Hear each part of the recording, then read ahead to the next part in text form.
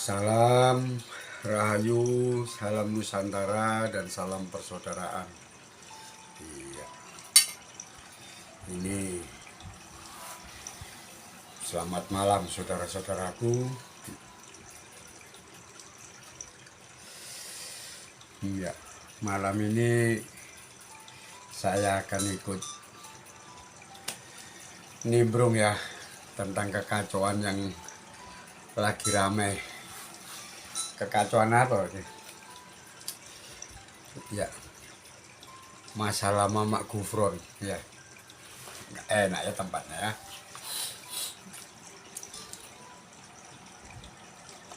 Belakangan ini kan Mamak Gufron itu jadi kunjingan banyak orang ya, yang dibilang ODGJ lah ya, yang dibilang bahasa semut, bahasa malaikat, bahasa jin, yang makoli, kalam gitu ya.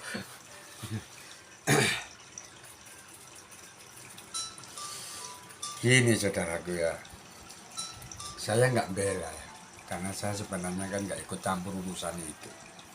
Saya cuma mau menjelaskan, karena kemarin itu kan, ya nggak kemarin sih, berapa hari yang lalu itu kan anak-anak itu sempat ngomong masalah itu.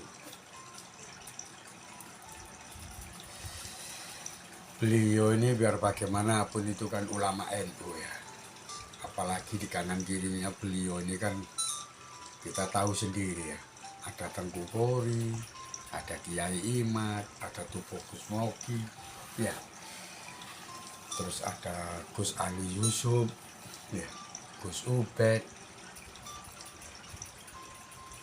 Kalau memang Mamak Gufron itu lagi ada dalam masalah secara kejiwaan, kan nggak mungkin Mamak Gufron itu lagi ngomong di syuting kayak gitu.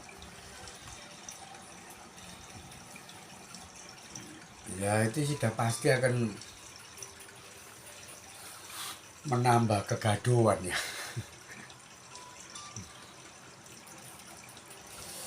Kegaduhan apa? Ya sama halnya dengan kelompok mereka ini menyediakan target buat orang-orang sebelah itu untuk mencaci maki atau untuk menjelek-jelekan Mamak Gufron itu tadi ya. Karena saya pribadi nggak percaya kalau Mamak Gufron itu kayak begitu.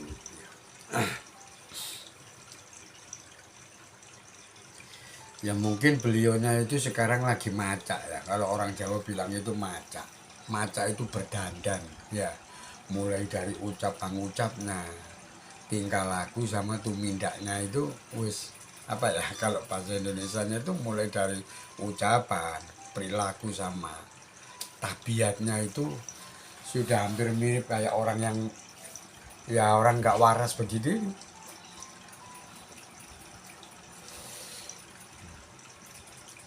Itu cuma prediksi saya, tapi saya yakin larinya ke sana.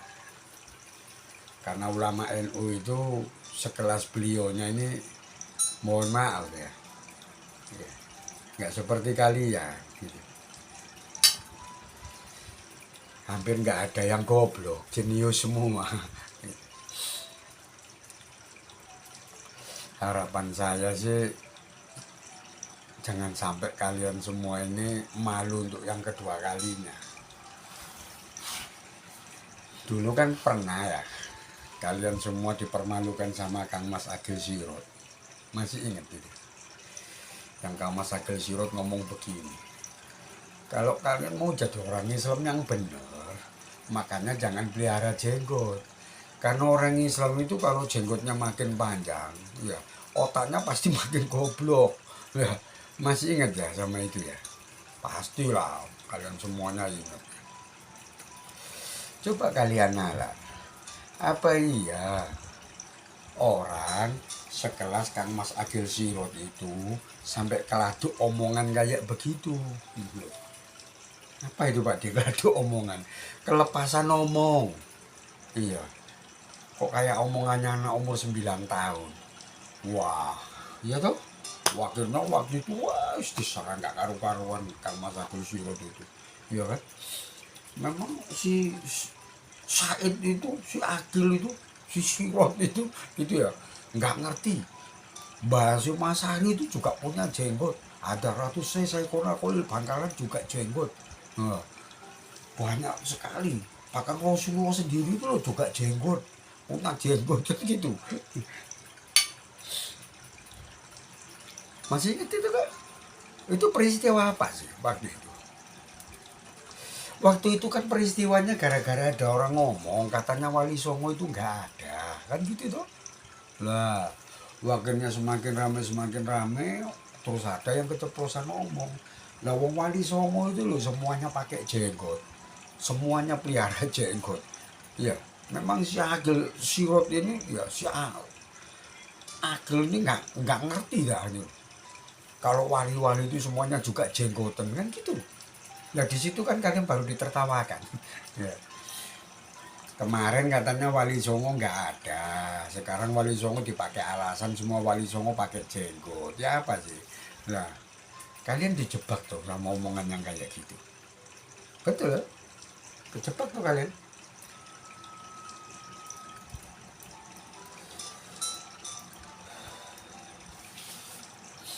Akhirnya kan kalian tahu sendiri kenapa sampai Kang Mas Agil Sirot itu bilang kalau mau jadi orang Islam yang pinter itu jangan pelihara jenggot supaya nggak goblok. Ya itu akhirnya kan kalian sadar sendiri. Ya.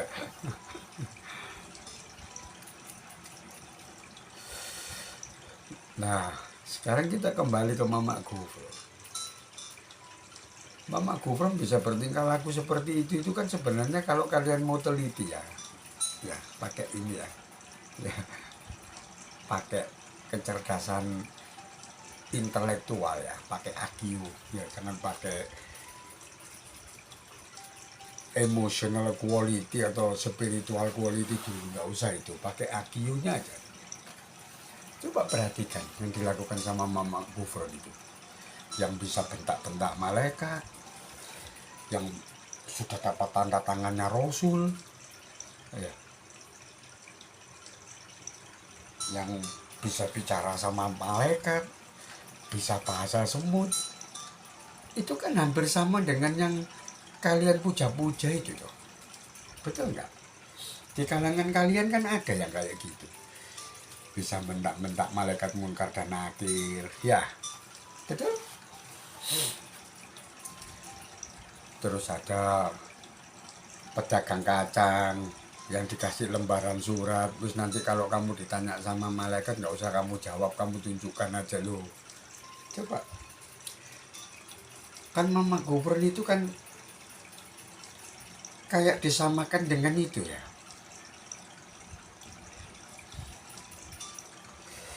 cerita-ceritamu itu gitu loh. Dan cerita yang kayak gitu itu loh, yang kamu karang kayak begitu itu loh, sampai sekarang ini saudara kami yang menjadi muhibin itu percaya gitu. Tapi giliran Mama Gufron yang berbuat atau berkata hampir serupa dengan itu kok kalian bilang yang ODGJ, yang Islamnya sudah sesat. Hah? Gimana? Ini analisa saya loh ya, bukan saya ngomong kalau saya lebih pintar dari kalian, enggak loh ya. Enggak, ya. Itu analisa saya aja. Ya kan?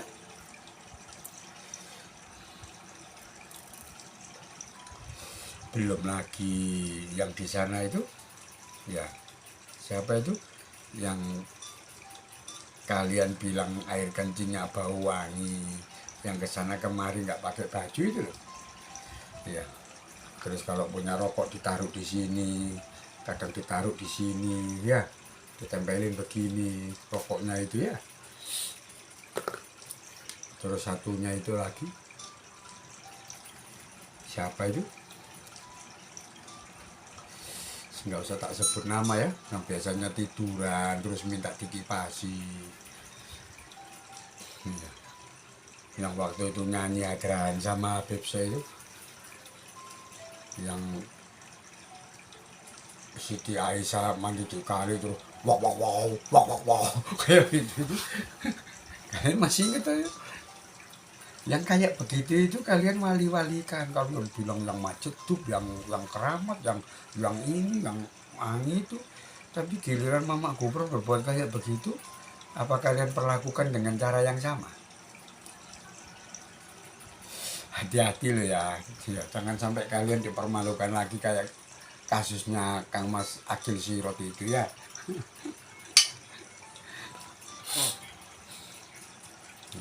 Kan nggak mungkin ya Mama Gufron itu sampai macak kayak begitu. Apa itu macak? Berdandan ya. Iya. Kok bisa gitu loh, berlagak kayak begitu. Iya. Kalau orang Jawa bilang itu kayak orang begendeng. Iya. Apa itu orang begendeng? Ya macak kayak orang gila gitu. Ngomongnya nggak karuan, yang bahasa semut, yang bahasa jin, yang bahasa malaikat, yang bahasa anu, yang Hah? Yang kalian bilang makoli, makoli, kolam, kolam, kola, kola itu.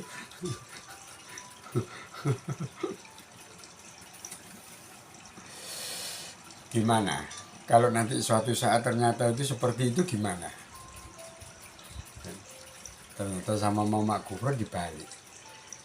Waktu aku kayak begini, kamu maki-maki, kamu bilang ODGJ, tapi yang itu seperti itu masih aja tetap kalian wali-walikan. Nah, itu kan untuk ngetes kalau kalian ini semuanya sebenarnya memandang sesuatu itu kan nggak imbang. Apapun ya yang ada dan apapun yang terjadi, kalau itu dari kalangannya kalian sendiri ya nggak pernah kalian setempeli yang enggak, yang negatif itu loh nggak pernah. Tapi giliran orang yang berseberangan dengan kalian, wah itu sudah kalian framing, kalian goreng ya, kalian kata-katain yang enggak gitu ya. Betul nggak saya ngomong? Kalau seumpama suatu saat nanti dibuka bener ternyata beliaunya Mama Gufron itu berbuat atau berperilaku seperti analisa saya gitu, jenengan nggak malu. Soalnya saya ikutin semuanya. Ya.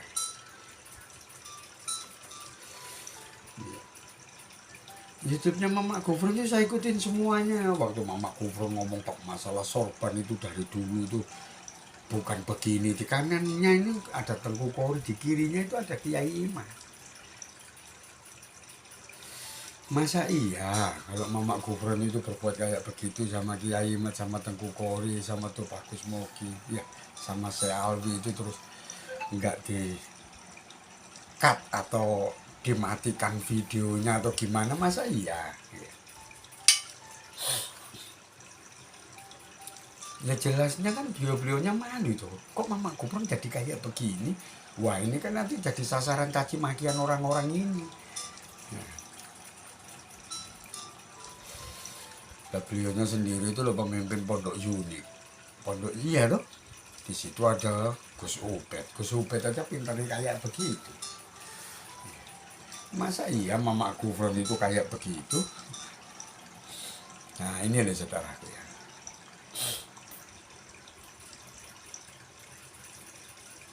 Sama loh, sebenarnya banyak itu pesan-pesan hidden morality itu ya, moral yang tersembunyi itu yang diluncurkan atau yang diperbuat oleh kalangan ulama NU yang sekarang ini, yang notabene dibilang memusuhi duriannya Rasulullah para habaib itu kan banyak yang kayak begitu.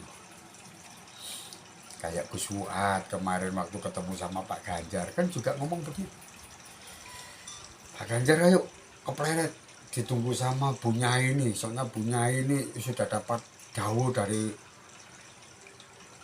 Kanjeng Nabi Khidir. Nah, wah waktu itu kan wah Gus Fuad tuh premium, sejak kapan Nabi Khidir ngikutin pilpres, ngikutin ini, ngikutin itu. Nah, ini dengan pikir itu satu kesalahan. Yakin? Enggak. Soalnya orang-orang Nusantara itu memang betul-betul sudah darurat. spiritualnya itu sudah darurat, keagamaannya itu sudah darurat. Iya.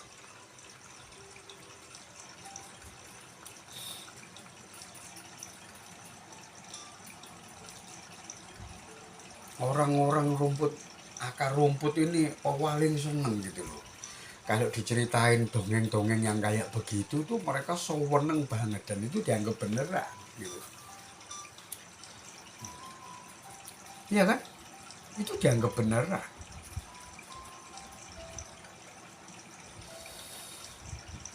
Seakan-akan ya wis itu. Lo bisa ketemu sama Kanjeng Nabi Khidir, lo bisa ketemu sama malaikat Jibril. Wow, ini ya bisa bentak-bentak malaikat Mungkar dan Nakir. Wah, ini bisa masuk ke surga, pulang kakinya itu ada pasir dari surga lah. Orang Nusantara itu seneng dikasih cerita yang kayak gitu. Orang-orang akar rumput itu. Lah, betul. Bisa mi'raj sampai 70 kali dalam semalam. Bahkan bisa duduk sambil yasinan sebanyak 900 kali mulai dari maghrib sampai isya. Lah itu iya kan, orang Nusantara itu betul-betul darurat agama dan spiritualnya. Yang saya takutkan dari analisa saya, Mamak Gufron itu sengaja berbuat seperti itu. Ya, hanya giving test saja. Ya. Ngetes muhibin ini loh. Saudara-saudara kami yang masih ikut sama kalian ini. Coba aku tak macak gendeng kayak begini ya. Tak berperilaku seperti mereka yang diwali-walikan, yang dipuja-puja itu. Bagaimana sih tanggapan mereka kalau aku seperti mereka gitu. Lihatin aja loh, gerakannya hampir sama loh. Ya toh, Mama Gufron itu kan bisa ngomong sama malaikat, bisa mentak-mentak malaikat, bisa minta tanda tangannya Rasulullah, kan gitu tuh. Bisa ngomong pakai bahasa Suryani, bahasa Ibrani, bahasa Semut. Loh, masa iya orang sekelas Mama Gufron itu bisa beneran kayak begitu? Jadi kan yakin lah. Hah? Betul yakin Mama Gufron itu kayak gitu. Nanti jangan-jangan kayak dulu Kang Mas Agil Sirot. Hah? Masa Kang Mas Agil Sirot itu bukan anak lulusan sanawiyah bro, itu profesor doktor. Kok bisa sampai ngomong orang Islam kalau mau pinter itu jangan pelihara jenggot. Soalnya jenggot kamu itu kalau makin panjang kamu makin goblok. Soalnya otakmu ketarik sama jenggot. Ya, waktu itu kan gara-gara itu tau. Ya, tahu lagi. Gara-gara ada orang banyak ngomong katanya Wali Songo itu nggak ada tuh. Iya. Lah akhirnya mereka kejebak sendiri. Bukan cuma Yai Hasyim Asy'ari sama ada Ratus Saikhona Khalil Bangkalan aja yang dijadikan contoh. Bahkan mereka menyebut-nyebut Wali Songo pun semuanya juga jenggotan. Ya. Apa Wali Songo itu semuanya goblok? Kan gitu tuh. Gitu. Kan ketawa aja. Katanya kemarin kamu Wali Songo nggak ada. Kok sekarang kamu pakai contoh? Kalau Wali Songo itu semuanya jenggotan, kamu katanya siapa? Katanya lukisannya Wali Songo itu lukisan fiktif. Nggak mungkin seorang wali ulama besar terus mau dilukis-lukis kayak begitu. Nah, ya. Dan itu loh. Untuk ngetes kebodohan kalian itu kan ulama-ulama jeniusnya NU itu kan selalu berbuat seperti itu ya. Mengadarkannya itu dengan cara yang kayak begitu gitu.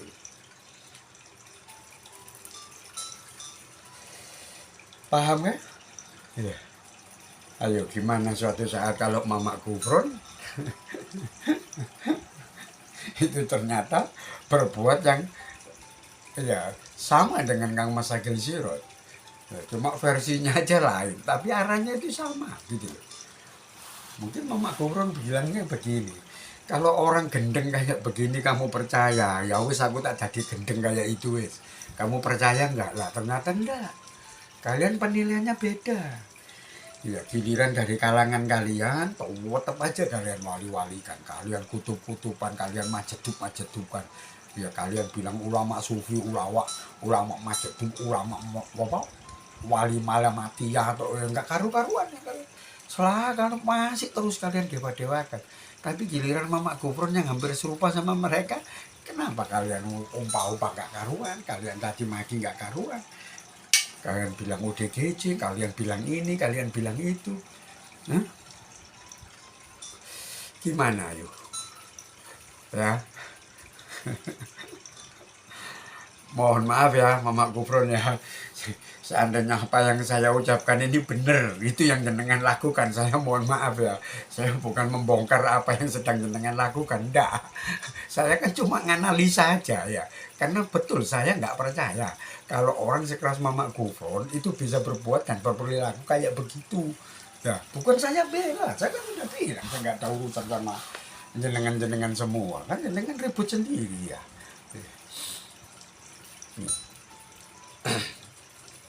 Cuma saya ini kan, ini tadi loh ya, sebagian teman yang tempo hari itu ngomong sama saya, kalau menurut Pak Dik gimana itu Mama Gufron yang katanya bisa bahasa Suryani, Ibrani, bisa ngomong sama semut, bisa bahasa jin, bisa bahasa malaikat. Itu kalau ulama sekelas beliau itu nggak mungkin hal-hal yang kayak begitu itu diungkap gitu loh. Karena beliau tahu benar isi Quran itu kayak gimana, itu tahu benar. Ada sesuatu yang memang boleh diungkapkan atau memang harus disiarkan ya. Karena itu demi kemaslahatan umat. Tapi ada beberapa ilmu itu yang tidak perlu untuk disebarkan. Karena ini memang bahaya gitu.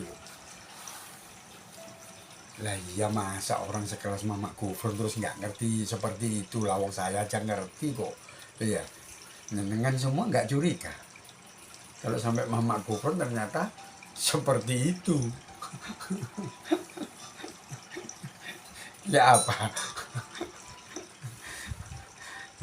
Nggak kecelik nanti dengan di belakang hari. Apa itu kecelik itu? Apa bahasa Indonesia kecelik itu ya? Ya, kok nggak ngerti saya bahasa Indonesia-nya kecelik itu apa? Jenengan sangka kayak begitu lah, ternyata nggak begitu lah itu kalau orang Jawa bilangnya itu kecelik gitu loh. Ya. Waduh, iya. Ketiwasan aja kemarin tak maki-maki, tak bilang ODGJ, tak bilang gini, tak bilang gitu.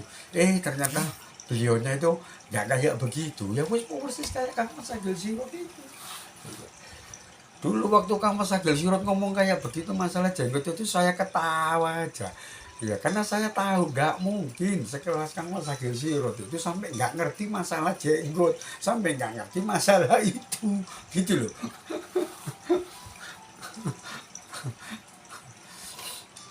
Ayo, ya apa saudaraku?